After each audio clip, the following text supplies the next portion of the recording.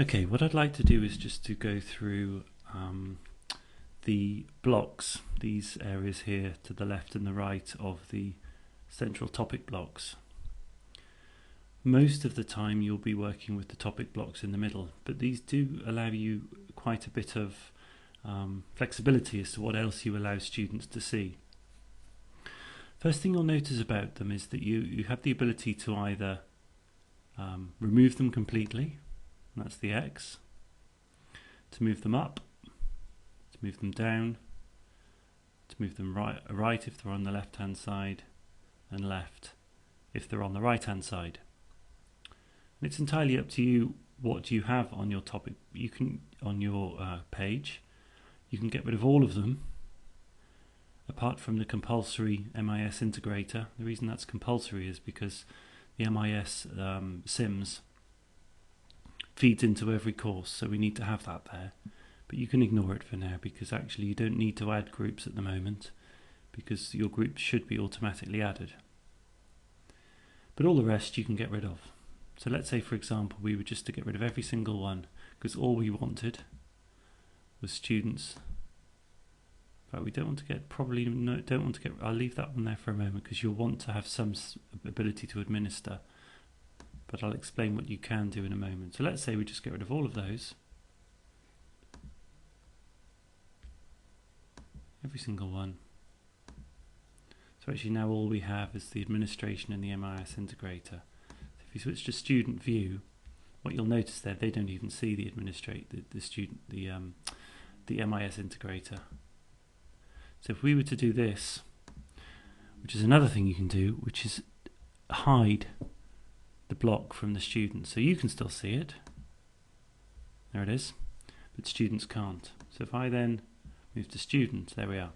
So you can see you could simply have a course page just with course blocks on it. You don't have to have any of the HTML blocks showing students if you don't want to. It does default to them, but you can just delete them, turn them off.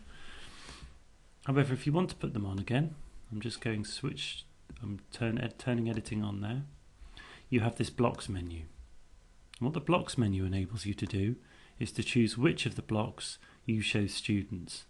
Now personally, I think the calendar block is one of the most useful, and I've talked about this in another screencast. So I actually think having the calendar somewhere visible is very useful. You might decide to have it on the left or right, it really doesn't matter. If you want to move it left, simply just click and it moves to the other side. The reason, of course, this is useful is that anything you add here, which has a date attached to it, will come up on here. So any of your activities, any home learning deadlines that you set, they'll all come up on here. So students, when they're on your course page, will be able to have a look to see what you've set in that particular course. Really useful. What else? You might decide, if you are wanting them to get into I Am Learning from your course page, you can click on that to open up the I Am Learning block, and that will give them their quiz results for I Am Learning. You might decide you want them to see other courses, so you can click on that. You might decide that you allow them to see the marking that's been done on that particular course. If you set quizzes, it will give you the top 5 results for any quizzes that you do. Any tags that you want attached to a particular course, you can put them there. You can see it's fairly straightforward actually. Best thing about the blocks menu is just have a play. One quite useful block is the HTML block.